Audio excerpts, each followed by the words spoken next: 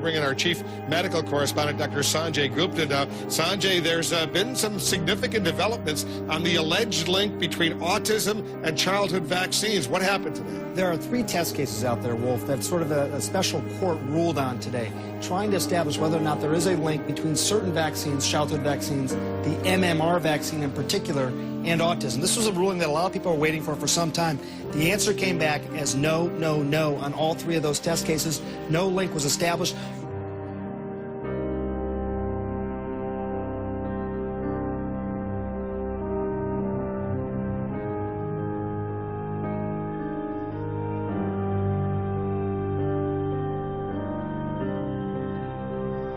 About 20% of children with autism will regress between often the first and second birthday. So statistically, it has to happen where some children will get a vaccine, they will have been fine, they get the vaccine, then they're not fine anymore.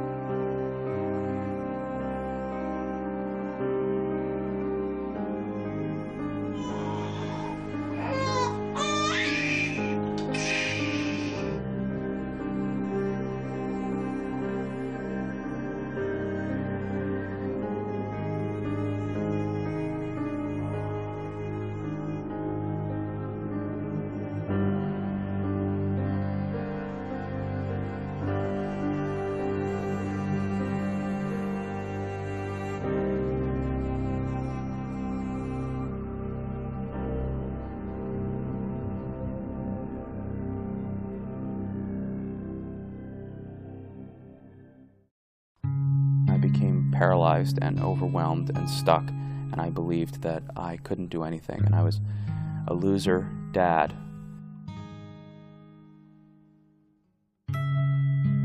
I heard the word autism. He didn't say it directly to me. I actually heard him on the phone saying, "Hold my calls, I'm working with a child with autism." I saw my normal, healthy, developing child start to lose all of his language, all of his contact with the world. He no longer responded to his name. He no longer recognized his parents. I want it to go away. I really do. You know, we have just caused so much injury to a whole generation of children. I feel guilty that I let it happen. I feel like my job as his mother was to protect him, and really what I did harmed him. You know, I thought I was doing the right thing, but I wasn't. Regressive autism is that your child does develop typically, and he does look like this true, perfect little thing. And then all of a sudden you wake up and they're gone. You kind of lose touch with the real world because most people don't want to be around your kid. There's a death of what you wanted for your child and what you thought your child was.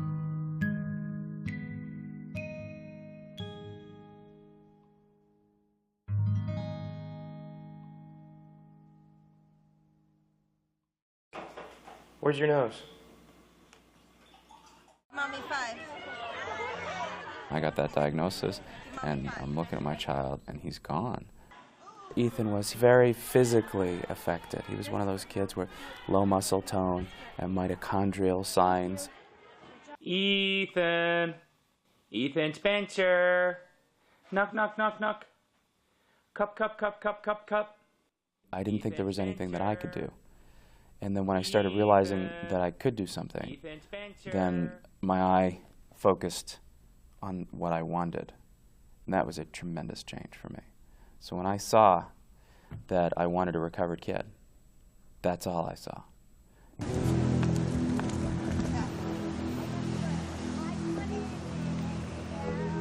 Robert could yell or scream for 45 minutes straight and not stop.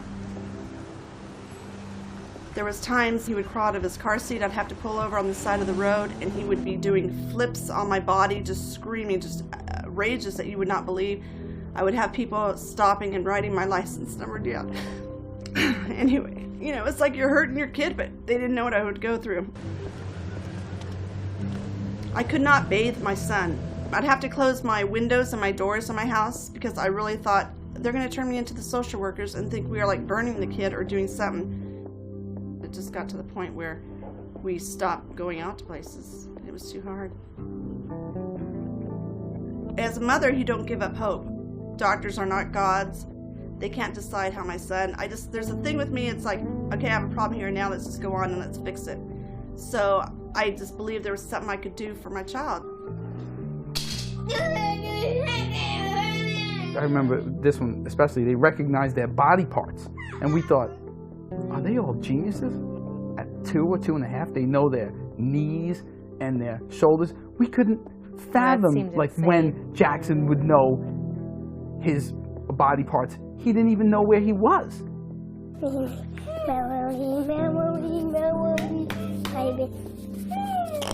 Life is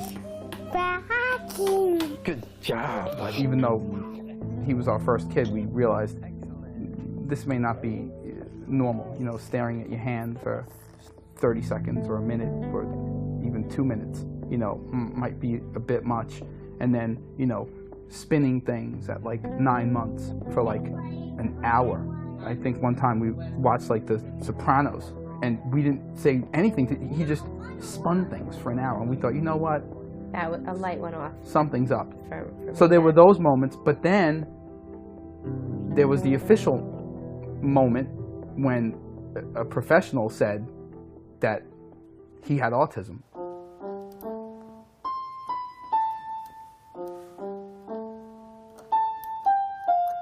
She said that your son is mentally retarded and that there's no hope for your son.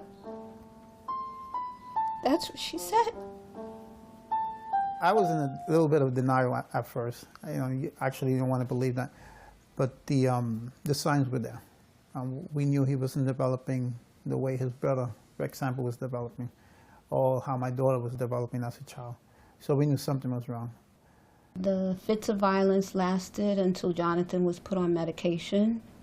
The psychiatrist said that this was the best course of action for Jonathan so that he wouldn't harm himself and other children. We went along with whatever the doctor told us to do for him, which was, of course, put him on medicine. He didn't speak too much. He just walked around like a zombie. It was a way that they thought Jonathan should be, to be calm, medicate him. Jonathan had told me one day, Mom, I want to kill myself. And I looked at him, I said, Jonathan, what did you just say? I went back to the psychiatrist and he said, oh, your son is depressed now, he should be on Ritalin. At that time, Jose and I walked out of his office. We looked at each other and we said, enough, enough. Drew actually was developing typically, you know, so, and I really kept a close eye on him because of what was going on with Nick. And Drew just reverted. He lost skills. He was saying words from picture books, and he was a little over 2. He was a little younger when he got the diagnosis because, you know, I was looking out for it. So, you know, took him to the same neurologist and had the same diagnosis. And, you know, it's devastating. It's devastating, yeah, you know. Because you go through it with one child, and then for it to happen with the second child, it's just, you know, what's going on? You want more? Yeah. Here you go. It's hard because they're nonverbal, and that's the most frustrating thing for me. You know, not There's nothing on there. Getting to know them. You know, I want for them to be able to tell me what they want, what they like, what they don't like. It's not just about, you know, being like everybody else or, you know, being able to go to school and go to a typical class. And it's not just about that for me. I really want to know who they are, what they like, what they don't like. But they're happy, you know, and they're healthy. And so far, so good. That's the best I can go on.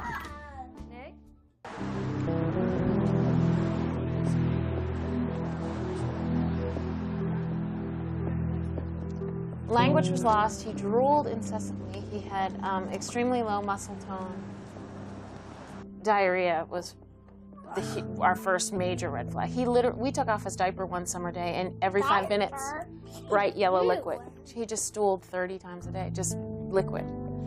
Sensory issues, no tags, no haircuts, no trying on shoes. We couldn't leave the house. Transitions were horrible. To get him from the house in clothes to the car seat took 20 minutes, 20, 30 minutes, screaming the whole time, just completely, very non-compliant. Baxter, to give the baby a kiss? They sat us down at a table and tried to manage our expectations. Don't expect him to talk. Don't expect him to grow up and get married and live a life. This is what the professionals were telling us. It was a dark time, the time of diagnosis. I just wanted anything but that. Anything but that. How about a gummy?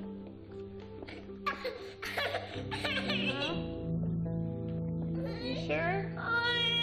When it actually became true to me, I got angry, and it lit a fire under me, and I started researching. An epidemic of autism is plaguing America. Our children among the most chronically ill and disabled. Autism is a devastating neurological and biological disorder. I'm home, sweetie. It is typically diagnosed in children between 18 months and 5 years of age. Some children are severely affected.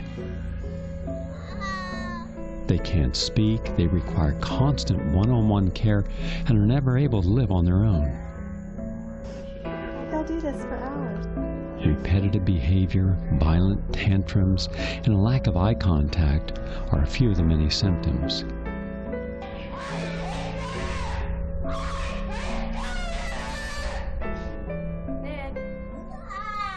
Doctors and other experts now believe a multitude of factors cause autism.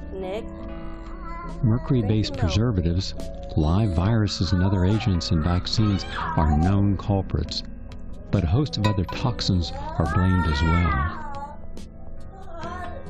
There's a common pattern happening with children with neurodevelopmental disorders, including those children who have autism, and that is that their brains are being poisoned. Their immune systems and their nervous systems are incapacitated by the degree and the intensity of the information, that is the food, the water, the air, the skincare products, the amount and intensity of stimulation through their nervous systems, and the toxins that we're delivering past their skin through injections with vaccinations. All of this information, all of this stimulation is overwhelming their immune and nervous systems, and they are being poisoned. Poisoned to the point where their bodies are losing the capacity to handle what they're exposed to and to be able to detoxify sufficiently enough so that they can have normal brain, normal immune, and normal nervous system function.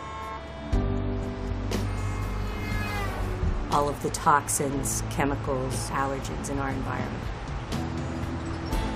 That's making not only their brains, but their guts and their immune system sick. It's about the worst parts of human nature gone awry, and our lack of ability to realize what is important.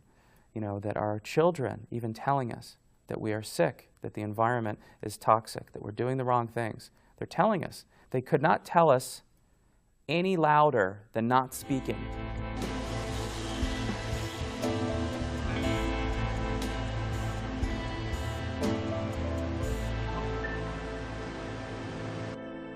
But yet we don't want to listen to them. We just want to blame and point and separate, and it's tragic. It's tragic what's going on. It is the worst parts of human nature expressed past the point of our best resource on the planet being damaged. An estimated 1.2 billion pounds of pesticides are used on our commercially grown and produced foods each year in the United States. Consuming a diet of chemically treated foods laced with neurotoxic herbicides and fertilizers has shown to affect the development of the brain, the nervous system, and the immune system. In this generation, in this very, very toxic environment, it takes less and less genetic vulnerability for a child to become ill. And I think it only stands to reason that the children are going to be the first to suffer the consequences of a poisoned environment because their brains are still developing and their nervous system is much more vulnerable than ours would be as adults. Growing evidence points to prenatal triggers of autism, including underlying chronic infections, viruses, and heavy metals passed from mother to unborn child.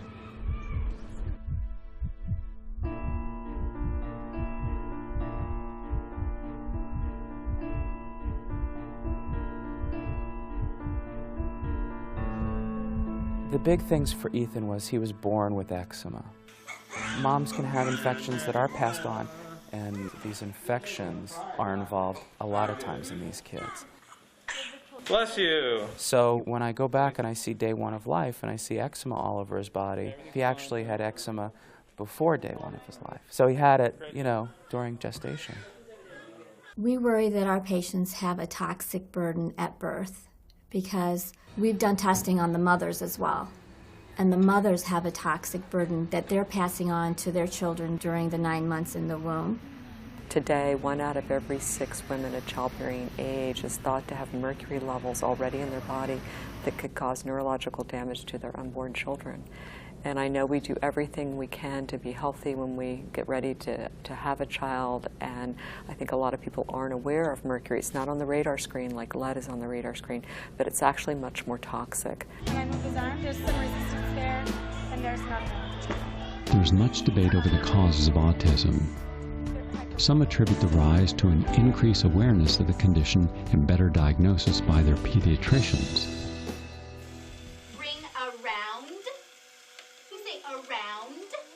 Autism, the rise is because of better diagnosis, more awareness. I'm sorry, more awareness, and then now, so my kid with autism was in the closet before all of a sudden. Now he's out. I have autism and I'm proud, you know, count me in. Like that's the reality. You know, the fastest growing genetic condition is 1% per 100 years. So if you go and ask a school teacher 25 years ago, is there a 0.25% more autism in your classroom? And you just poll the teachers, you find your answer. As an older physician, I take it as a personal insult that they're implying that in the 80s, before we had all these CAT scans, by the way, we had them, but before we had all this new technology, we didn't notice that these children were autistic. I mean, 60% of them don't speak, but they were walking around in the classrooms and we didn't notice it, right? And not only that, but this has been going on through all the generations, so there should be as many 50-year-old autistics as there are 30-year-old autistics as there are 10-year-old autistics. Only they can't find what's called the hidden horde.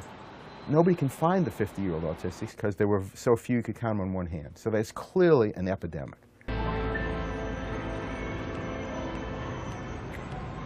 To give you some perspective on this, when I was a resident, it was 1 in 10,000 children. And the latest figures are 1 in 150 children in this country have an autistic spectrum disorder. In some of the states, like New Jersey, it's now exceeding 1 in 100. When it's all settled and everybody gets counted, the rate is going to be between 1 in 10 and 1 in 30. Certainly no lower than 1 in 50. 1 in 5 children are now in some form of special education. This is the bigger problem. These are children whose levels of poisoning may be more subtle and maybe a little bit more diminished. And these are the children that are increasing in number and a greater problem for our society, both in the educational system and the financial system. These families are running all over the place to get them to learn and speak and maintain eye contact and interact in a way that appears that they're socially and academically appropriate. This is a huge problem. There's something that has changed in those last 2 decades that has caused the tremendous rise. It's not just us as physicians being better diagnosticians. Autism is a clinical disease. We're not necessarily better at making those types of diagnoses than we were 20 years ago. So something else has changed, and we need to look at what's changed. Boys are much more dramatically affected than girls. Many more. 4 boys to every girl gets autism. 8 boys to every girl becomes Asperger's or some other neurological symptom. If anybody goes into our school system today, you look everywhere. Our children learn differently. I think teachers are getting a bad rap that they're not educating our children, but our children learn totally differently than the way they used to 10 or 20 years ago. So we really have to address this issue head on. Boys are more susceptible to a lot of these environmental toxicants like mercury, and we're already seeing that girls are outpacing boys in college. They're starting classes now where they're separating girls and boys because they learn differently, and nobody's really paying attention to a lot of this, and it's hugely important. Our children just aren't healthy anymore, and we've got to ask why.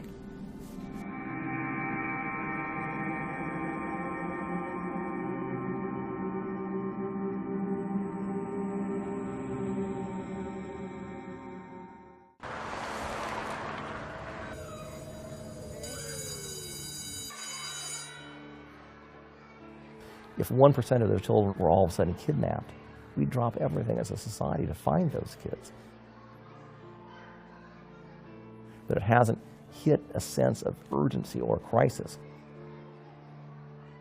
When the government wants to fund good science, when industry wants to fund good science, it's definitely capable of doing that. We did it with the Manhattan Project, with NASA and our race to the moon, with the SARS epidemic, with TB, eliminating smallpox. We've done this over and over and over again, even preparing for bird flu.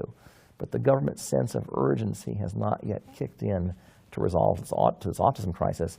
I am fairly convinced the reason is they just cannot politically look at the safety of vaccines because too much is at stake.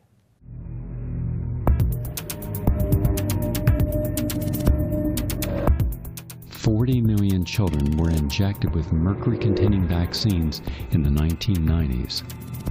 There are, as you've had others tell you, many potentially harmful ingredients in vaccines. However, there's one ingredient that stands out so far above all the others that it's the one that we totally look at, and that is thimerosal. Thimerosal is ethyl mercury. It's been in vaccines for over 60 years. The vaccine manufacturers understand that the vaccines may become contaminated during the manufacturing process. They use thimerosal to not decontaminate new growth, but to decontaminate growth that has already occurred from the manufacturing process. So the thimerosal, ethyl mercury, is a toxin to cell replication. Harvard University has published showing that there's significantly more mercury in the brains of autistic than normal kids, and also that the mercury in the brain of autistic correlates with the areas that see the most damage induced by mercury. So what we're having here is a load of data produced by the opposition that says mercury is retained by children. It is mostly retained and more adamantly retained by boys, and boys are the ones that have most of the neurodevelopmental problems in this country and in other countries also. This footage from the University of Calgary demonstrates the degenerative effects of mercury on brain neurons. Very low concentrations of mercury were added to the culture medium for 20 minutes. Over the next 30 minutes, the neurite membrane underwent rapid degeneration, leaving behind the denuded neurofibrils seen here. These findings reveal important visual evidence to how mercury causes neurodegeneration.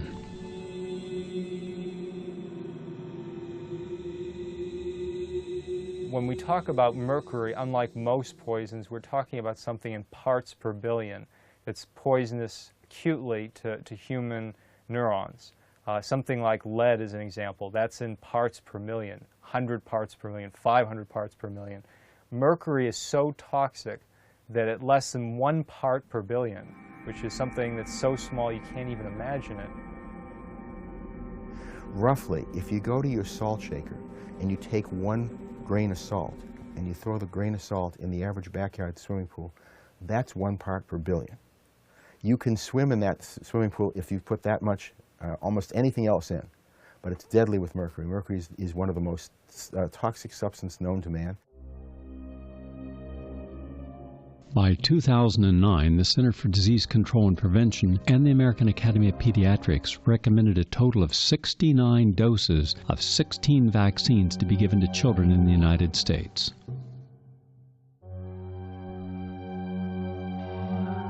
The EPA guidelines indicate a child would have to weigh 550 pounds to safely process the mercury in one typical shot. That's 187 times the EPA daily exposure limit. We've expanded the national immunization program many-fold in the last couple of decades. And in the process, we're basically running a massive experiment on the healthy development of children. It's an experiment that's never been tested, and one which is being managed by the very same people whose job it is to expand the program. So I think that's one possible answer to why so many children are sick, is that there are just plain too many vaccines. In the last 25 years, as we've more than doubled the numbers of vaccines that we give our young children, we've seen a doubling of learning disabilities, doubling of attention deficit hyperactivity disorder, a doubling of asthma, a tripling of diabetes, and a 600% or more increase in autism in every state. The autism rate went up in all 50 states at the same time. It had to go up in Alaska, Hawaii, California, Florida, Maine, Nebraska, and every other state. And there is only one toxic exposure that fits that bill, and that's the CDC mandated vaccine program. This includes hepatitis B, which is given to newborns within the first 24 hours of life. Why is it that we're immunizing the kids at birth? At birth, because of the fact that we're concerned about that there may become IV drug abusers and prostitutes. It's ridiculous. It's absolutely ridiculous, and it's a function of the drug companies being able to have a great cash cow to be able to develop these things and move forward. Just had the birth, was 8 pounds, 2 ounces, and he's got 10 fingers, 10 toes, and looking great. There's little Baxter, looking good. Normal pregnancy, he developed completely normally.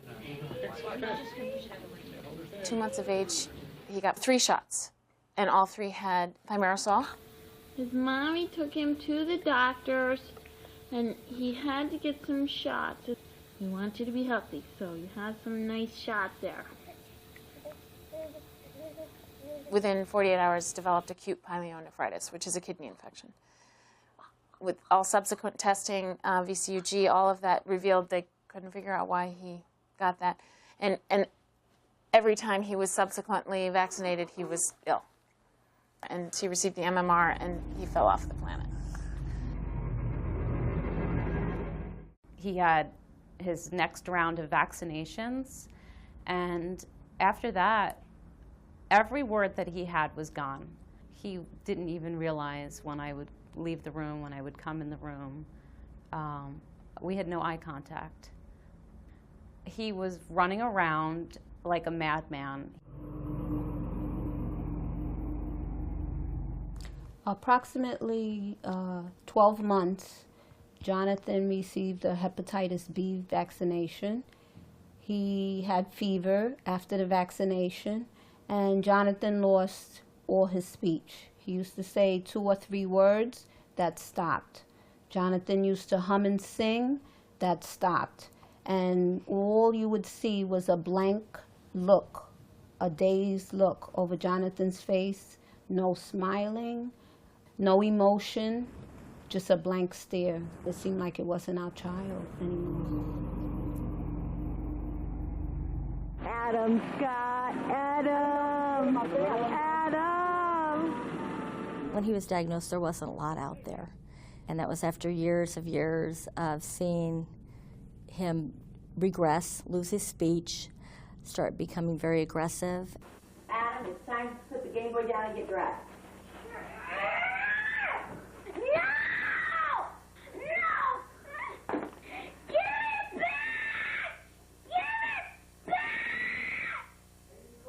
Of course. If he's not getting his own way, he can have a major meltdown.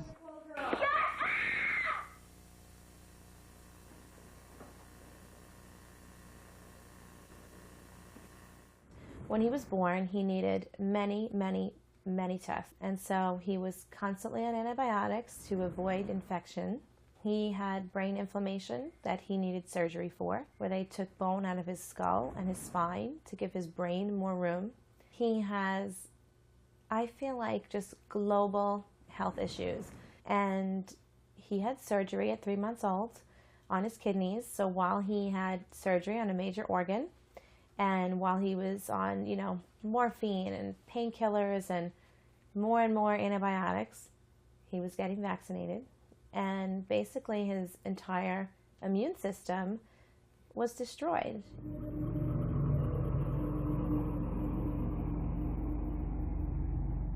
I know with my own children, they developed very high fevers, very severe diarrhea, and they were extremely irritable after their vaccines. At the time, I just thought, well, babies get fevers, and this is pretty unusual, but I was reassured that these things happen, it'll just, fade away. But for my children, it absolutely did not fade away.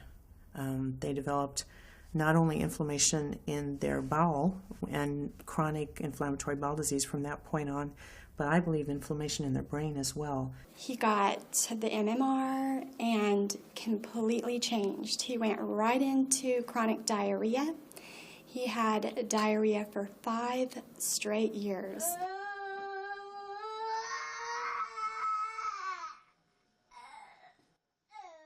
Certain children may not have the vulnerabilities when they're vaccinated to develop autism or a really serious autoimmune disease.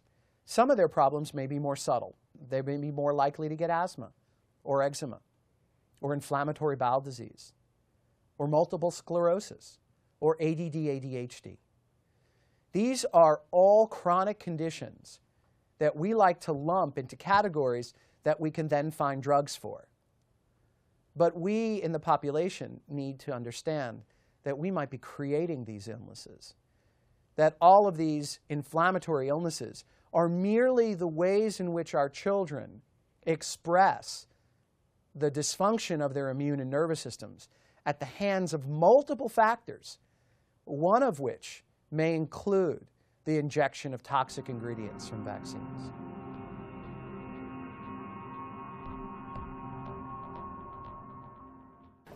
Hi, Kate. How are you? We have never, ever validated the safety of the vaccine schedule as a whole. People looked at bits and pieces of it at one vaccine at a time. They do clinical trials on children when they introduce a new vaccine, but there's only 3 weeks of follow-up. So they've never followed these children pre or post-market to find out if there is a chronic long-term effect that may be adverse. So any new drug, any vaccine has to be presumed unsafe until it's proven safe. And what we now have come to realize is that the vaccine schedule as a whole has never been proven safe. So whether it turns out the Prevnar or the aluminum or MMR or the mercury is causing damage, the industry and the government never would have known that because they did not look. That makes the vaccine schedule an unethical social experiment in mass immunization, illegal under the Nuremberg and Helsinki codes. And this may have profound implications for society. So what the public is then told is that the vaccines are safe, but the short-term and the long-term studies have never been done to properly evaluate the safety of not only the individual ingredients, and not only the interaction of the ingredients, but the interaction of multiple vaccines when given together in a child of any age. When I was at the NIH, we were more concerned on what are we doing to get thimerosal out of vaccines. That was our focus as a committee.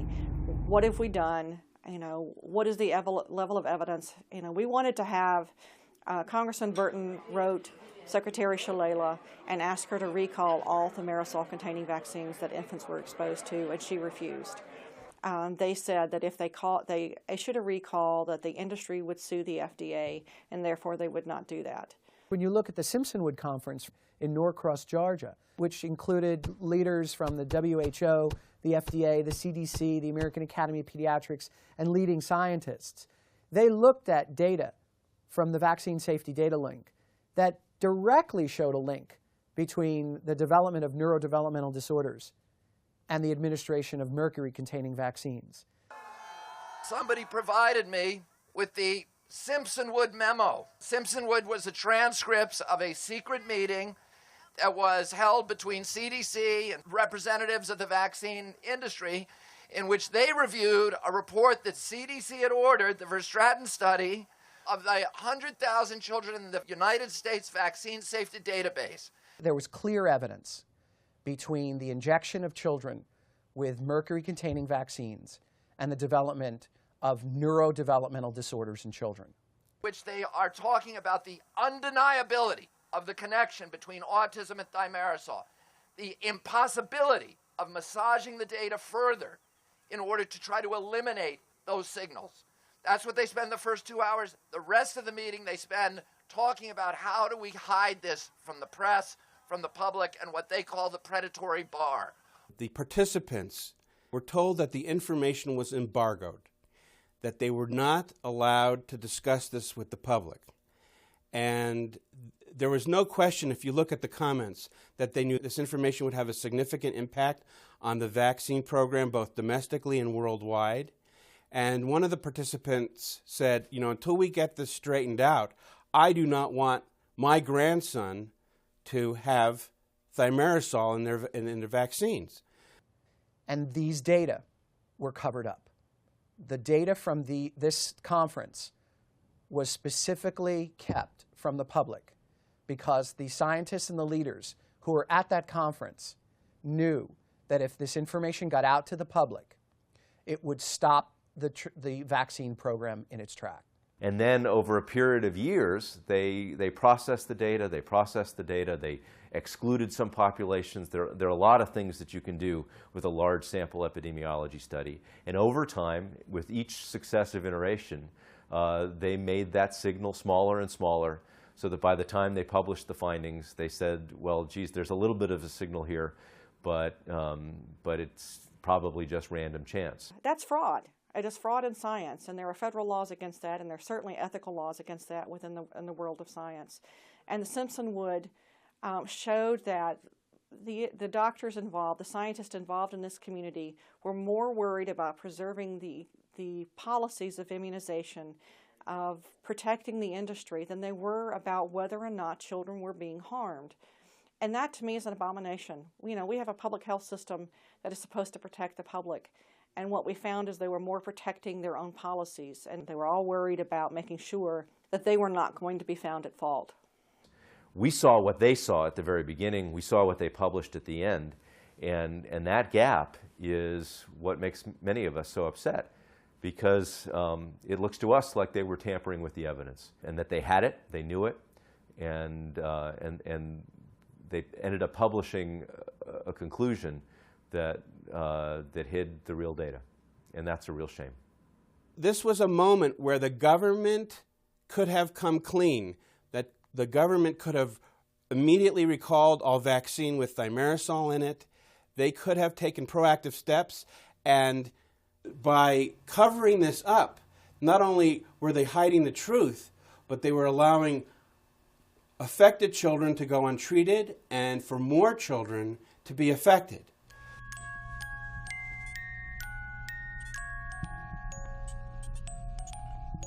What we need to do is show parents that very important information has been covered up.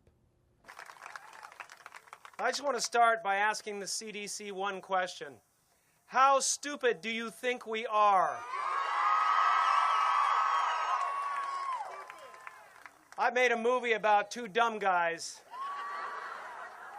but nobody's this stupid. Turn around and face the media, please, and I'll join you and show them and show the world the reason we're here today. These children are trying so hard to show us how to live in a cleaner world. These kids are here for a reason, to teach us to eat better, clean up the air, get rid of toxins, because they can't survive. I know, I really do know that this is their main purpose, and I pray that we all start to wake up and collectively change this world into the new world our kids are working so hard to create. If we've learned anything from Hurricane Katrina, it's that we can't always rely on government agencies to do the right thing. Oftentimes, they will avoid the obvious cause of a problem if the solution is inconvenient. And I certainly wouldn't trust the drug companies to regulate themselves. I read these studies, and I saw studies that weren't even good for it. Wasn't even high-quality fraud.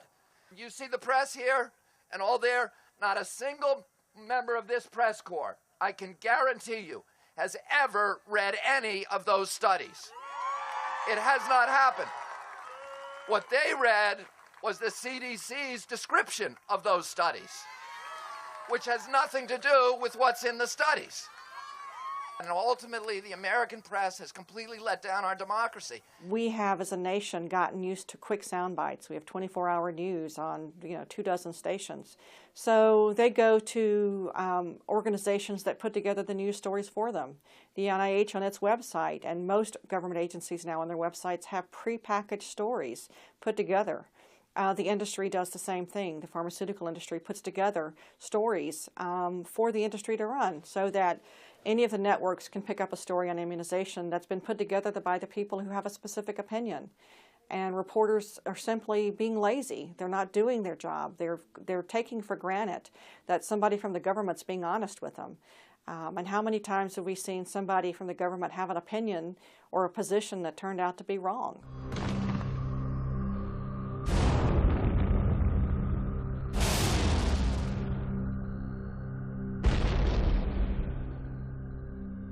"30 years ago, I was involved in a serious investigation of vaccines, and I called various media people, including the New York Times, with evidence that there was a serious vaccine regulation problem in the United States. And the guy from the New York Times said, I've looked into my files, and I don't see any stories saying there's a serious regulatory problem. So as far as I'm concerned, there's no serious regulatory problem." We kept working away, and we had a lot of help from people inside the government, and ended up with hearings by Senator Ribicoff that caused the agency at NIH that regulated vaccines to be closed down, caused the Attorney General to rule that it had been violating the Food and Drug Law for the past 30 years. That was 30 years ago.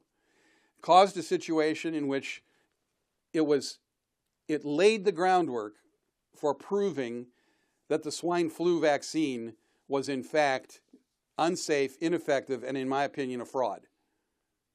All of that was done in spite of the fact that the press systematically said, we don't see any problem in vaccines. The very thing they're saying now.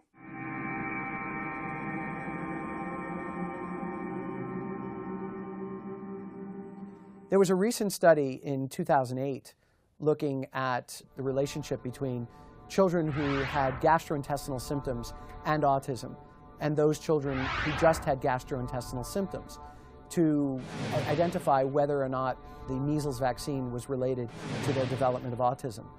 Now, this was a very small sample size. 25 of the children were in the study group, 13 were in the control group. They made it out to be that this study was definitive evidence that there is no link between vaccines and autism. Now, anyone who knows anything about statistics and studies knows that 38 children is not a sufficient number of children to study to make any definitive conclusions about. And you also have to look at who did the study, and those bits of information don't come out into the public. Unfortunately, what happens is pediatricians and family docs hear the literature and take it as gospel, and then start reporting to parents all over the place that indeed there are no worries about the relationship between the development of autism and the administration of vaccines. But the docs aren't looking at the studies. And unfortunately, what happens in our society is if there's a select group that makes something a truth and enough people hear about it, then a lot of people are going to believe that it's true without actually investigating for themselves. The argument that these ideas about vaccines are based on science is actually not a sound argument. Most of the research that's done on vaccines is paid for by people who are either manufacturing or selling vaccines. These people are biased in what they do. All of the safety studies done on vaccines are done by the companies that manufacture the vaccines. The approval of the safety and the approval of the administration of these vaccines is most often done by the employees of the vaccine manufacturers as well. This is a huge conflict of interest.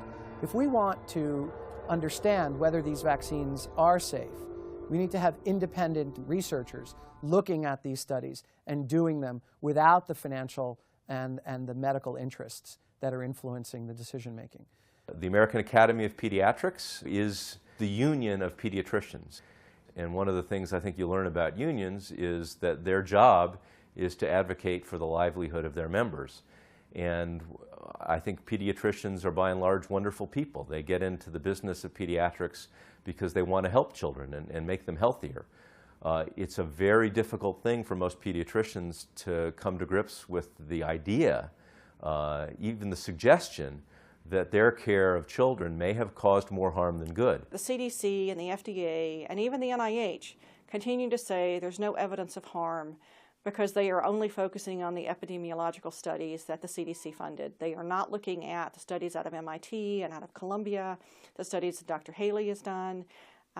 They have completely ignored the hard science, which to me is an absurd thing because at the NIH in the 90s when I was there, you only looked at the hard science. Epidemiology was something that was not given the high priority that is given today in this discussion. This whole process is designed specifically to make a market for vaccines. And behind it all is Merck Sharp and Dohme as one of the major forces, Merck now, who's gotten hundreds of millions of dollars from the federal government to create vaccine production, distribution, and collect billions of dollars in selling those products. No one who works for a company should be allowed to be on those committees. No one who works for an agency that distributes those vaccines should be allowed to be on those committees. And when the federal agencies are there, they should be counterbalanced by people who are in fact seriously concerned about vaccine safety. People who are elected to office, who are selected to committees, are often given donations for their campaigns, are often given salaries by the companies that have a vested interest in policies and legislation being passed that mandates vaccines to our children. The public doesn't want to believe this,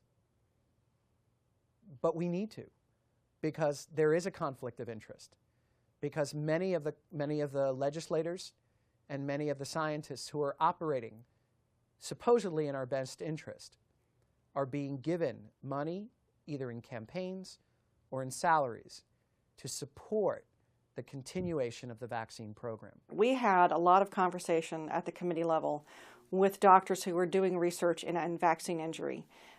Everyone who came before our committee and testified in a public forum lost their NIH funding.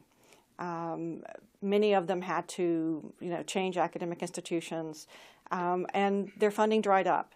That's an important conversation that really has not taken place in the public yet. So what you see in the face of good science and rigorous research and courageous people is that the right kind of scientific behavior is punished. And by contrast, the people that are out there feeding the propaganda machine with sloppily designed studies that exonerate mercury, that exonerate vaccines, that exonerate the fact that there's even an epidemic, the people that do that work, I can tell you, that's horrible work. It's poorly designed, it's sloppy. Many of them fall apart on even the flimsiest inspection. Those kinds of people get more grants, they get promotions, they get invited to conferences, they get rewarded for doing the wrong thing. The increasing concern about ethyl mercury led to the removal of thimerosal from most childhood vaccines in 1999 to 2001. However, these vaccines still contain trace amounts of thimerosal, which is stated on the CDC's own website. When they say there are only trace amounts of mercury, Most people don't know that those trace amounts are above toxic levels for drinking water.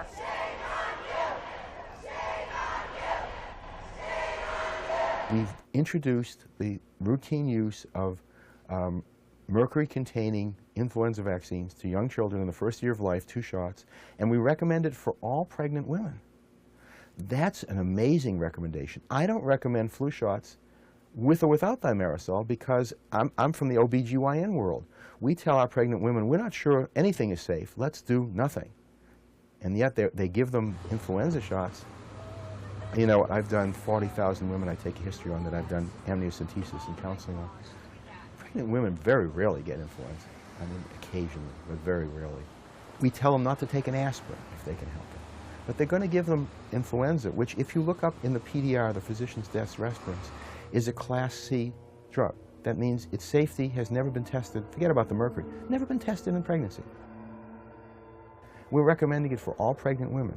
This is beyond belief.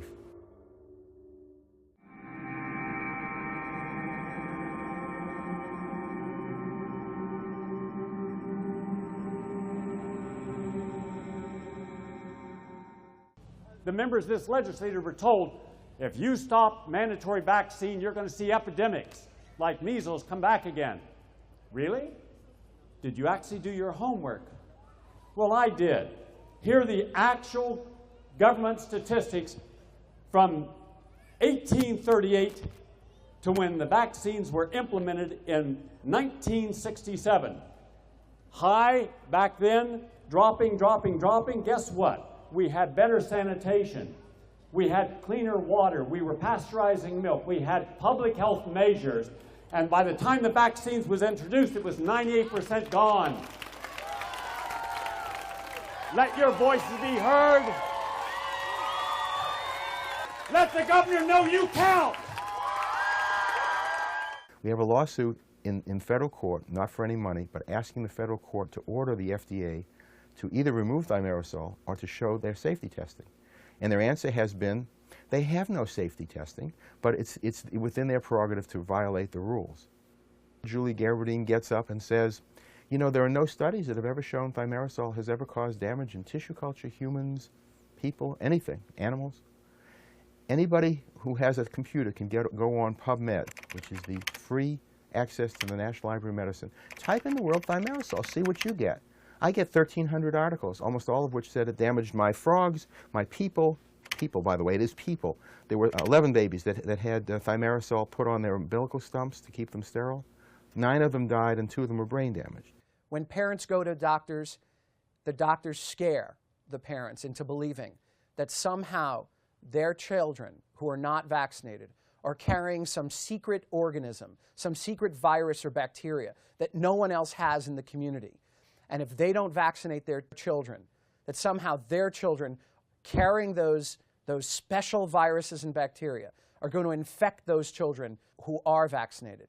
Well, number one, if a child is vaccinated and a parent believes that the vaccines are safe and effective, then why are they afraid? Why are they afraid that their children are not protected?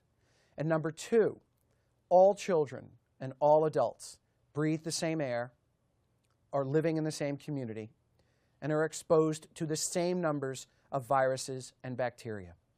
So children who are not vaccinated are at no greater risk of carrying or harboring any of the vaccine preventable diseases than children who are vaccinated. This is an unfortunate myth that keeps getting passed down one after another. There's tremendous pressure on a news reporter not to really cover the mercury side of this issue. And the reason is that if you attack, as a media person, the CDC, the FDA, you're killing the golden goose, so to speak, because most of their stories come from those people, and if you offend them, you're not going to be able to talk to them again. So there's a certain amount of non-coverage bias, particularly among the big station networks that really rely on the CDC and the FDA. It's an impossible challenge to the AMA to be completely unbiased. If you have a company, you know, Merck or Wyeth or any of the large pharmaceutical companies buying 10 or 12 pages of advertising from you, and you're about to have a research study published that has a negative outcome for one of their top money makers, How do you do that and not lose your advertising? That's an impossible situation that they face every day. So studies that should get published don't get published. You oftentimes don't ever see the negative studies get published because nobody wants to lose their advertising. You also have relationships with pharmaceutical companies actually having ghostwriters do the writing and then have somebody who's in academia put their name on the study. This is a violation of scientific ethics and is just now beginning to come out. The AMA and the New England Journal of Medicine and others are faced with challenges. You know, the New England Journal of Medicine about 8 years ago had to change their editorial publication policies because they could no longer find individuals to write editorial reviews who didn't have financial ties to the industry. So they changed their rules. So you can't even trust journal articles anymore unless you can verify that they are truly independent. You have to actually look up who these people are who write these articles. Are they on the payroll of pharmaceutical companies? Are they getting unrestricted grants? The flu vaccine became an important item, again produced by Merck, because it was the only vaccine that you took annually. All other vaccines you took once or twice in your life. The flu vaccine was a great cash cow because you took it every year. I met with Alexander Langmuir, who was the founder of CDC. He at that time was an emeritus professor at Harvard University, and discussed the flu vaccine with him. He was at that time about a little over 70. He said, I would not take the flu vaccine. My wife does not take the flu vaccine. No one should take the flu vaccine. And in fact, when I was head of CDC, I wanted to make that as a public statement, and I refused to say that you should take the flu vaccine. That's why I'm now a professor at Harvard. He got fired for that. That was what he told me. That flu shot by itself would be enough to potentially cause an autism epidemic. We must get it out of the flu shot. And virtually 100% of the flu shots given to pregnant women have mercury. Hi, how are you? Good, thanks. Mercury in childhood vaccines is not the only toxic ingredient. Aluminum is another potent toxin present in vaccines. Mercury and aluminum together can exacerbate metal toxicity in a child and trigger autoimmune reactions. In our studies, when we took neurons in culture and treated them with 50 nanomolar, which is an incredibly low amount of mercury, where they would die in 24 hours, you would see a slow death rate of the neurons with thimerosal alone. If we added the amount of aluminum in the vaccine at that time to that thimerosal, we would see a 60% increase in the death of neurons at about 12 hours. So aluminum enhances the toxicity of thimerosal. And this is not just our find. This is something that was reported many years ago, that thimerosal, when it reacted with aluminum, became much more toxic. We'd have to really go back and look at how much we've ignored decades of observation, decades of experience, and decades of science that have been done but have been ignored. Just taking out thimerosal is not going to change that sequence of events. So we have to go back to square one and look at the whole vaccine program, what we're doing, all the contents of these vaccines. It's a bigger picture than just that of thimerosal toxicity. The evidence is blood, it's urine, it's feces, it's hair, it's brain. It's pretty much anywhere you want to look. If you're an honest person looking at this, you will seek and you will find the answer, and it is mercury.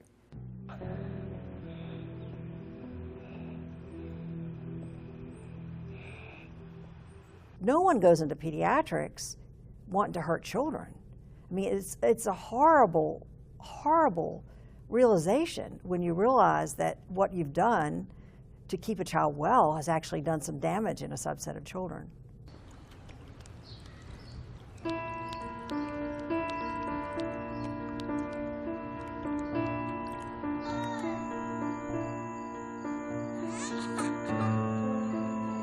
Nobody wants to say that we've poisoned an entire generation, almost 2 generations of American children. when you start to understand the implications of how many millions of children are mercury poisoned out there, it's a direct threat to our future. We're going to spend a lifetime caring for what's an ocean, an endless ocean of children who will become adults and old people. And these people who have autism or autism spectrum or even ADD, ADHD, their lives are not going to be very productive. They need medications, they need medical care, they need institutional care. It's not pretty.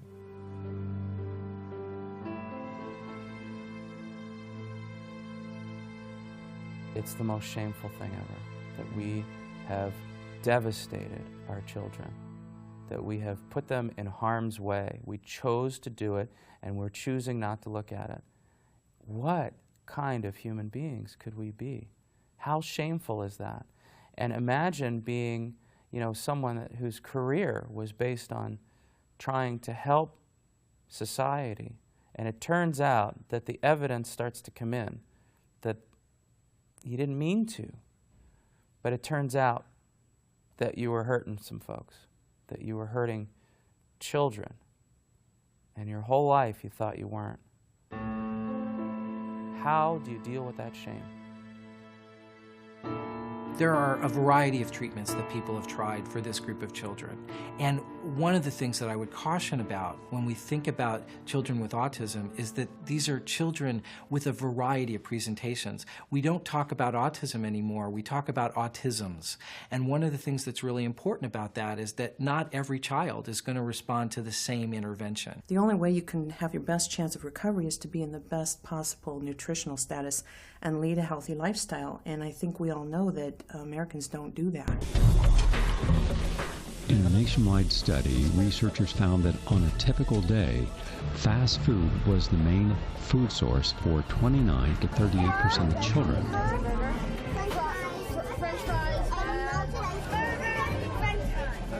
When I interview families for the first visit, I'm trying to get a picture of how well the child eats, because I want to get a picture of nutritional intake and nutritional status, and then I do testing to determine exactly what those things are, whether they're mineral deficiencies, vitamin deficiencies, protein deficiencies, and to the best of my ability I correct those, which usually involves healing the gut, because in my practice 80% of children with autism have significant bowel disease. I'm classically educated. I did my residency at Tufts. I've done 2 fellowships, one at Harvard and one at Tufts.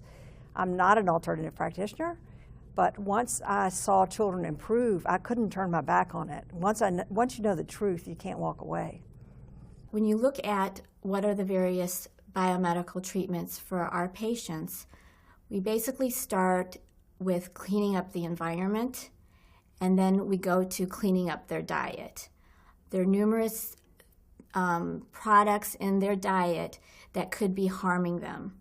For instance, hormones in the meat that they're eating, or pesticides and herbicides in their food. But we found one particular type of diet extremely helpful for our patients, and that's a dairy-free and gluten-free diet. How do her therapists, her teachers, feel that she's doing? Since the diet, everyone has remarked she's just a new kid. Today, a small but growing number of doctors are offering their patients natural biomedical treatments for autism, giving parents approaches to recovering their children previously unavailable. 9 months, 10 months away from kindergarten, so we do have some work to do. Yeah, definitely. I'm noticing a huge rise in cow milk sensitivity in children. Now, it's not just allergy. It's not the typical hives and wheezing and skin rash. They're more subtle signs. Insomnia, restless sleep, inattention, lack of focus, bedwetting, burping, gas, belly distension, lots of gas, diarrhea, mood disorders, behavioral problems, a lot of these more subtle changes that look more like sensitivities rather than the full-blown allergies. The casein or gluten-free diets, these are really regarded as the elimination of allergens. That the casein, the protein that's in milk products, the gluten that's in many wheat products, that those particular proteins, some kids are allergic to them. And by allergic, I mean that they have an inflammatory response in their intestine when they have those things in their diet. It's really important to look at removing all the other junk. So that's one of the first things I really recommend to parents is get out the artificial colors, the artificial flavors, the preservatives, the MSG, all of these compounds that overload their detoxification system and overload and start to impact on the brain and create hyperactivity and inattentiveness. So that's one of the first things I usually recommend is getting all that artificial stuff out of the diet. Because our knowledge of the biochemistry of what's going on in autism has exploded over the last 10 years, parents are left being scientists using their child as the control in many ways. And I always recommend they start new interventions one at a time and document any positive effects or negative effects. Parents are discovering treatments. They're finding ways to help their children. They're working together with a whole set of open-minded clinicians. They're finding that therapies doesn't need to be a drug. Maybe you can find a diet, a new kind of diet that will help your child, that certain kinds of foods exacerbate the immune problems that are hurting these children, and the removal of those foods can make them feel better, can make their guts work better, can get rid of diarrhea and constipation, which make them available to learn. From the medical perspective, at least from our perspective on the GI end, we think diets make a difference for a good number of these children. And it's been our experience that at least any number of children will do better on a milk-free diet or some other dietary restriction. I make very strong recommendations to parents about changing the diet. And many of these parents look at me and say, "You've got to be kidding me. You want me to take away milk, cheese, yogurt, ice cream, sour cream, soy products, dyes, preservatives, additives, food colorings, MSG.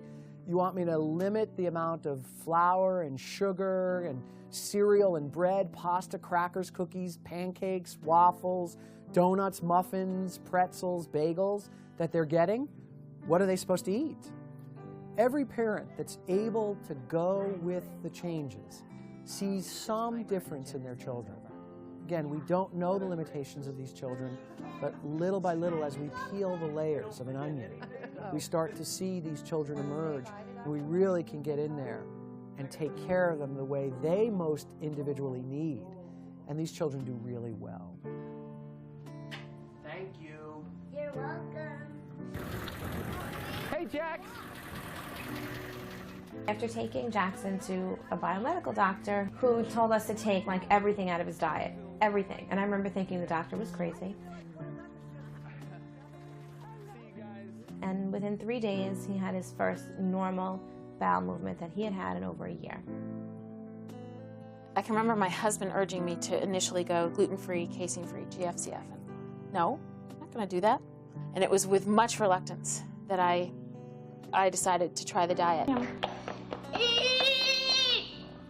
He liked bagels and cream cheese and pancakes and macaroni and cheese and pizza. You know, you put gluten and dairy together, and that was his diet. So I pulled everything. And he had 2 weeks of, he literally cried 24 hours a day, and I just didn't give in. And in fact, it was sort of like at my husband, like, I'm not, see how awful he is? And at the 2-week mark, you could just see the fog lift. You could see the eye contact come in. He stopped crying so much. What's this? A wheel. That's right. A wheel. He had perfect stool, stopped scripting, graduated occupational therapy, and then we redid a test. No bacteria. He had a bunch of very bad bacteria in his stool. His yeast was off the chart, plus it was just so bad. No yeast, no bacteria. And the levels of intestinal inflammation were 5 times the high end of normal, were down in the normal range. The speech teacher said, what happened? You know, what's going on? All of a sudden he was engaging in speech, and literally he took off like a rocket at that point. You got to heal the body. Now we buy organic fruits and vegetables. We limit any type of things with dyes in it. The body has already been damaged by so many toxins and mercury and what have you, that these children are so ultra sensitive. You know, and I see it with my own child that if he eats something that's got a lot of chemicals in it or dyes, it sends him off the edge. I think that diet is so important. I mean, you know, I can't say enough about it. I didn't even know what gluten was, and I went to the store the next day and said, I need to know more about the gluten-free, dairy-free diet. And they suggested that I call this person that had a recovered child, and she talked to me for 2 hours, and she took me through the store and showed me exactly what to do. And in 28 days, he was talking. We were in the floor. He had 4 packs of flashcards around him, and I said, Christian, you have to help me clean these up. And he said, Mommy. And he looked at me in the eye, and I said, yes. And he said, lighthouse, wave, ocean. And he named all 40 flashcards. And I was like, thank you, Lord, we're on the right track. Our diet was pizza, McDonald's, lots of soda, potato chips, dairy, a typical American diet. A little while, buddy. Now we're totally organic. We've eliminated all dairy. We eat fish occasionally. We have nuts, seeds, organic fruit, a very healthy diet and lifestyle now. That's a simple thing. There's no money in a diet. There's no pharmaceutical company that's going to pay for trials or going to pay for a press campaign to advertise, you know, a special diet. But the parents find that these are the things that are most helpful. Most of the things that parents are doing are simple things. They're embracing, you know, a different lifestyle. They're turning away from psychotropic drugs and pharmaceutical interventions. They're looking for ways to restore gastrointestinal health. That's not complicated. It doesn't take expensive therapies or prescriptions, but it takes a change in their way of life. I mean, there's certainly cases where we've just changed the diet in a child and their autism is gone, or their ADD is just simply gone. I had a child in my office last week, and he was not even sitting up 6 months ago, and he's 2, almost 3 years old now, and he was running up and down the halls talking back to his mother. And he was nonverbal and not sitting up, and it was all nutrition. Homeopathy can be an effective approach to treating the overwhelming condition of autism. What are you looking for, Dr. If we're quiet, maybe we can... Homeopathic remedies is based on the premise of physics that every substance consists of 2 essential entities. One of material matter, and the other one is its energetic field. So therefore, the process manufacturing homeopathic remedies concerns itself primarily with extracting that energetic component of the original essence. Yet the beauty of it for medical and clinical purposes is that energetic component can elicit a certain and predictable reactions in the body. All right, no, thanks, we're done. Kevin, you're the man. I want to say thank you, Dr. Epstein. Thank you. Certainly the most important factors that the parents can address to help their children would be the diet, which definitely has to be sugar-free and even fruit and fruit juice-free initially, white flour-free, avoiding absolutely any foods that might possibly contain antibiotics, food colorings, additives, chemicals of any sort. I would like to emphasize how important it is to limit and reduce or even eliminate exposure to television sets, computers, video games, portable DVD players, and so forth. All electronic devices in our everyday life, computers, cell phones, televisions, and virtually all modern conveniences emit electromagnetic fields known as EMFs. Electromagnetic fields affect every one of us, throwing our natural electrical rhythms out of kilter. Children's developing brains and delicate central nervous systems are more susceptible to these assaults. A safe and effective approach to removing toxic metals from the body, such as mercury, is chelation therapy. Heavy metals bind to the chelating agent and then are eliminated from the body. I think of chelation as like peeling an onion. It's slow, steady. It takes 18 months to 2 years to get out these metals. They went in at different points in time. They're small amounts, and they're in different compartments. So when children initially come in, I work to heal the gastrointestinal tract wall, get the child in good nutritional status, add extra minerals to their system, and I find that chelation is a pretty benign part of our treatment once you've prepared the child well to remove those metals.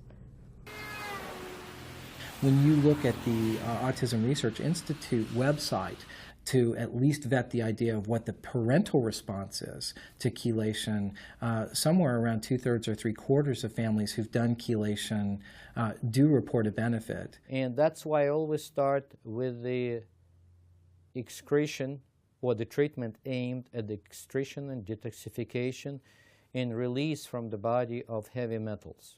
He improved greatly with dietary intervention, but not to the point of the removal of the diagnosis.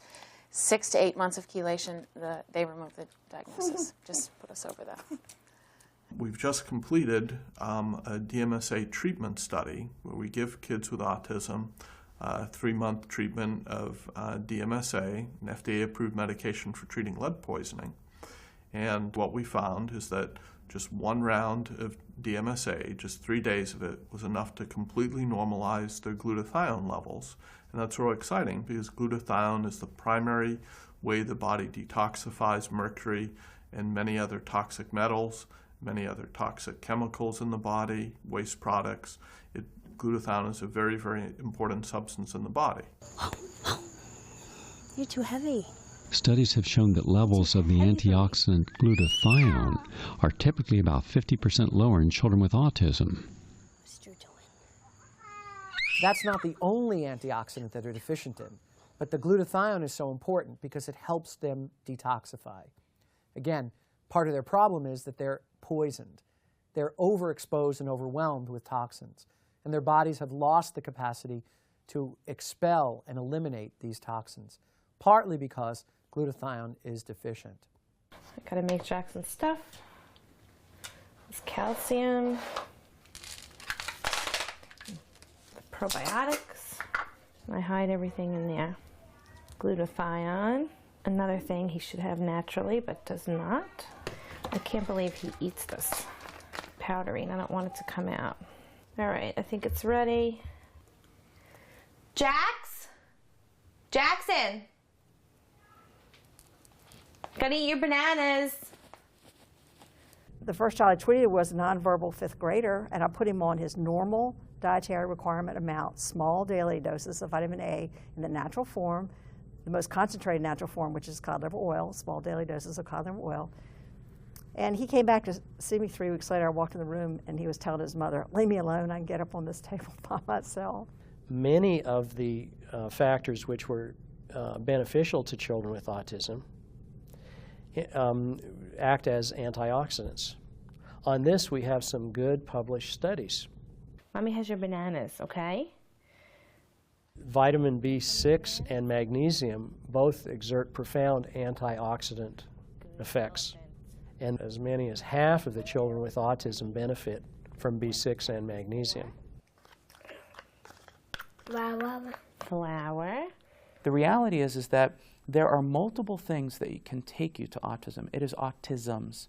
You know, it is very likely environmental toxins, including environmental mercury, including pesticides and PCBs and many of these things that are harmful. We know that they're harmful, and they're, genetically modified foods that have pesticides built into them that aren't supposed to hurt us, but we're learning that, they are. Even small amounts of these excitotoxins found in many foods can do great damage to the brains of infants and children. I get them to totally eliminate the excitotoxic food additives. MSG and aspartame should be, in any civilized society, illegal adulterants in food. they significantly increase oxidative stress in brain and are the very worst thing that I can imagine giving a child with autism.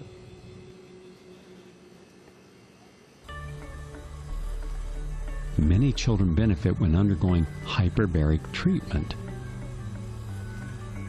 The child is placed in a chamber where 100% pure pressurized oxygen is circulated. Come on, we're going in this one. It's like the ocean. This allows the lungs and the skin to absorb more concentrated oxygen in a short period of time, reducing inflammation and improving immune function. I pictured it like an igloo. And when I saw how small it was, I was like, oh my gosh, I can't believe I have to get in here. And they zip it up. It almost became an adventure. We call it the spaceship, and he says, oh, are we going on the spaceship today? And we'll, get our little portable DVD player, and we'll get in there, and we'll just relax for an hour. And it's really just kind of fun. The improvement has been really incredible. He started a lot more with the W questions, which is a big thing, like what is this, where is this, who's this, who works there? And not to forget that my son is only 3.5, so he really is on target with his age range. So these treatment strategies, they all tell us that the things that can work in some kids with autism, and it's really, unfortunately, not all kids, but a substantial number, and it's an important clue about the disease. If some kids get better when you do this, you've got to pay attention. You have to say, okay, what is the biochemistry that's helping them? So basically, heal the gut, deal with the inflammation, and basically get the methylation, transsulfuration, detoxification pathways in order. And if you just do those three things without getting fancy with everything else, at least 80%, if not more, of these children will make some progress, if not a tremendous amount. Gotta get it ready to drive. Give it a car wash. These children have unique issues and biological makeups. Their paths to recovery may involve heartbreak and defeat in achieving even the smallest victories. But as evidenced by the stories the families told here, there is much reason for hope. Okay, I think we're done. What do you think? Not better yet. It's not? Hold on. What else do we have to spray? Looks good to me. Until we get the science really directly connected to the parents in some method where we actually take the kids' data, it's coming from them, through science, and gets to the pediatrician that goes, oh, okay, these kids really do have gut issues, and here are the 10 ways that actually work for the kids that we've seen, and they seem to be safe and effective. Okay, that takes intention to learn it, process it through science, publish it, and enforce to others that it actually is true. Doctors need to teach other doctors how to be more sensitive, and certainly those of us who see large numbers of kids have gotten smarter over the years. When I started seeing this population of children, I was pretty young, out of training. I started seeing kids in the early 1990s, and there was no one to teach me how to look at these children and think about them, and so I had to develop my own sort of intuition about what these children might be saying. But I think every doc, every pediatrician, and every specialist who has to deal with these children has to go through that same evolution and learn what to do to communicate with this group of children. Can I have that? No? Okay.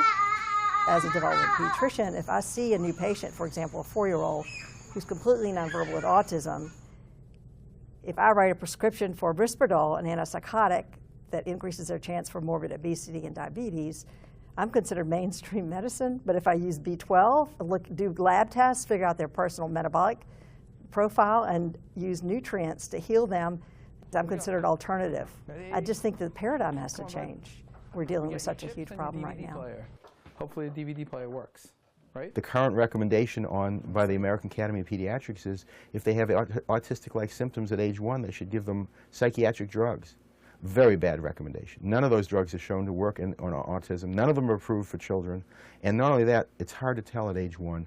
You can pick up some things, but a lot of the kids that you treat would not have become autistic, and you may damage them by giving them all these psychiatric drugs. So we wait to make sure that we have somebody that's real. But I think you can ameliorate it, but some of the damage is done. The brain forms heavily around 28 weeks, and some of that damage is done. We need to stop doing that as well.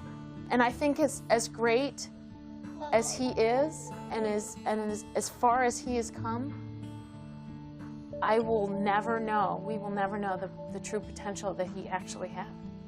Because I don't think you can kill that many neurons. And I mean, we're always doing something, and I'm always hoping for more and more, and I'll always keep working with him. But it was stolen from us.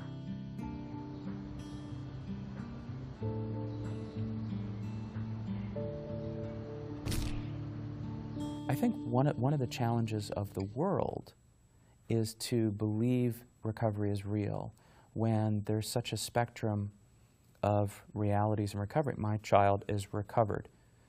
What does that mean? Is he 100% recovered? Is he, you know, I can't even answer that for my own child because I don't know what he would have been if he wasn't run over by the autism bus. My pinwheel is working! We have this one patient who was so severely autistic. He had so many sensory issues that he could not leave the home. The light would bother him. The sound would bother him. Driving in the car would bother him. He was 4 years old and he had never had a birthday party because he couldn't stand being around other children. He started on the biomedical approach with nutrient therapies. We cleaned up his diet, casein-free, gluten-free diet. We worked on reestablishing good mineral levels. He was extremely zinc deficient. Now this process takes a while. It took about 2 or 3 years. But now this particular child is in 3rd grade. He's in a mainstream classroom.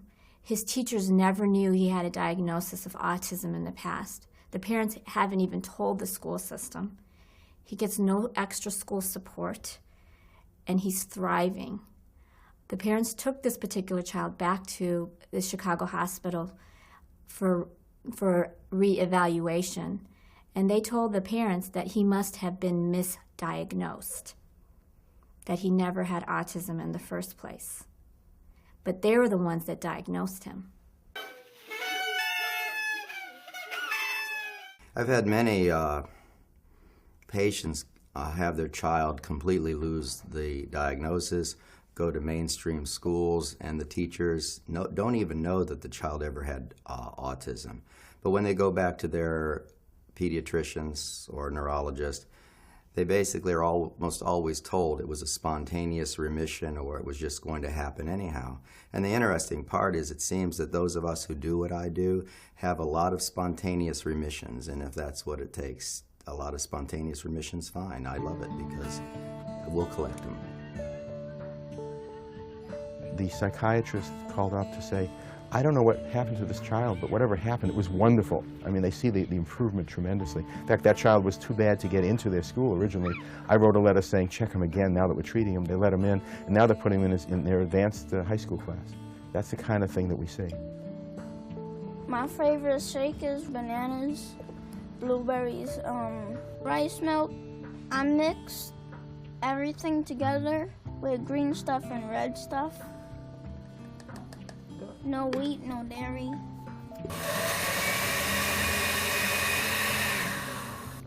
I like it because it tastes good. We've done everything 100% natural, and he lost his diagnosis about a year ago. He was getting speech OT and ABA, and the teacher kicked him out. She said one day, "You're done, good job," and said he's recovered, he no longer can fit this diagnosis, and is mainstream school, academically gifted, and a quite social child. We know in autism from published study now that children with fever have a recession of symptoms of autism. And that's very, very promising. It means that it's wounded but not broken. It's crazy because you want to be so excited and like rejoice and be so happy because I have these two, recovered boys. But then to have Jackson, my oldest, who, I look at him and I think, he saved his brothers. It's because of him that his younger brothers are recovered. But he still suffers so much and he still struggles so much. And to not be able to do it for him is heartbreaking. And in a way, it's hard. I almost overlook, I've got two recovered boys. You know, I've got 2 recovered boys, but I've got one who's so far away. That? Uh-huh. Sam? That is so good. If I'm not addressing the underlying medical issues, then these children do not perform nearly as well as they have potential to do. On? Yes? Sam? That is so good. So we uniformly see that when we intervene on these abnormalities, they do so much better. Ready?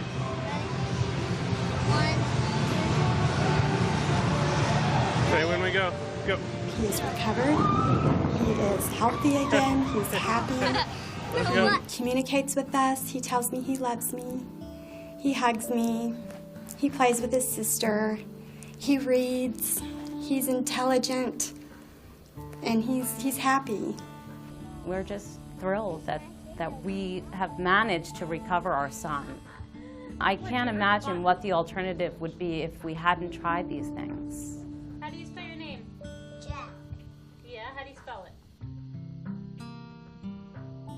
I got all Student of the Weeks. And I'm very, very happy because I have friends now.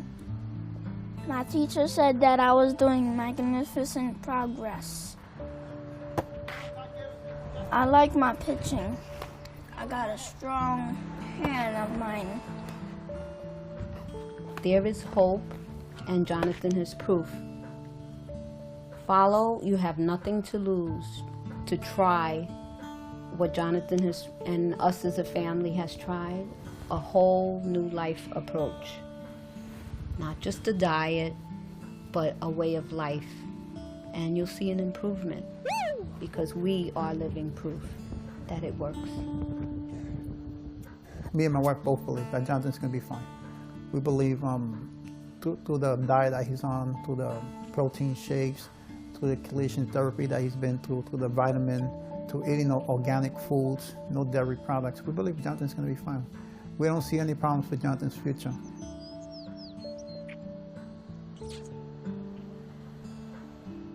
He's about 6'1". His abilities are probably academically about it like a 5-6-year-old. And if you've been around 6-year-olds, they're really happy, delightful kids.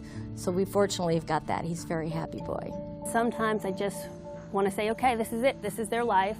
You know, autism is a part of our life. I can just find a program for them and just accept it. And I just can't go there.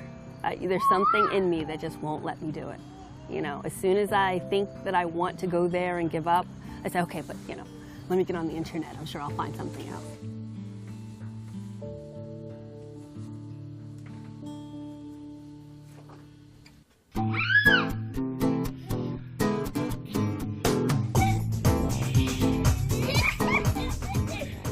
Now he's playing t-ball and running around and playing piano and involved in competitive sports. Not only is he social and looks wonderful and just adorable and always the person that'll run over on the play yard when somebody falls down, but he's also, you know, being a boy and doing, you know, boy stuff. I see him blossoming and being the full person he was meant to be. And it was because I knew inside there was something we could do about the problem. And I never gave up. It feels a lot better. I can do a lot more active things. I can run around. I can play sports. I can play around, mess around with my dad, play around with my dog, and have fun. I love it. It's awesome. Some things in the world say that you shouldn't do hyperbarics, you shouldn't do IV. But sometimes you're just gonna have to rebel against the world and just do the things that you think is right. Yeah, I used to feel like my head, I couldn't even think or do anything right because I had it.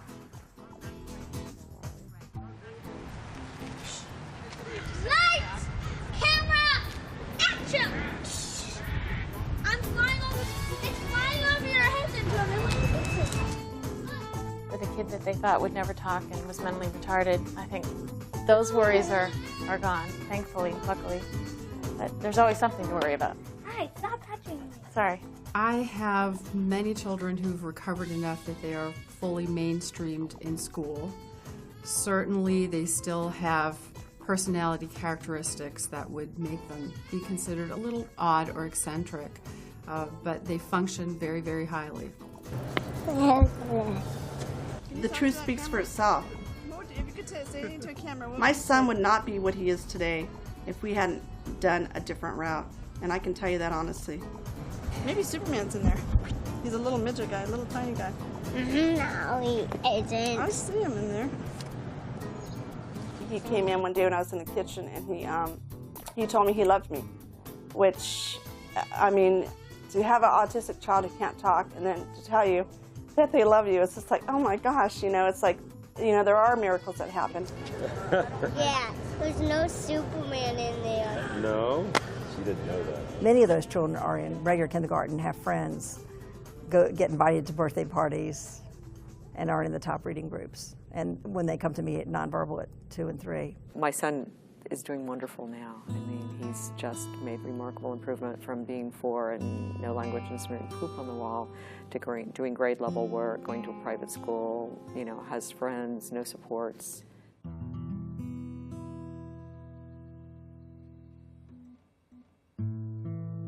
And after 3 years of multiple interventions, including behavior and biomedical, he no longer garners the label of autism. It always makes me sad to say goodbye to a patient, but I'm also filled with joy because I know I've gotten them well. They're out of spectrum and they're thought of as normal children. And so I like that. We ran into somebody the other day and I told them that my son's completely recovered from autism. And the response was, that's not possible. So the number one thing that I would like people to know is that recovery from autism is absolutely possible.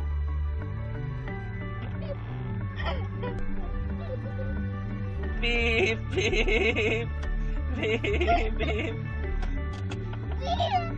Oh no, no, no, you're tickling me. He's just great, and I'm incredibly grateful.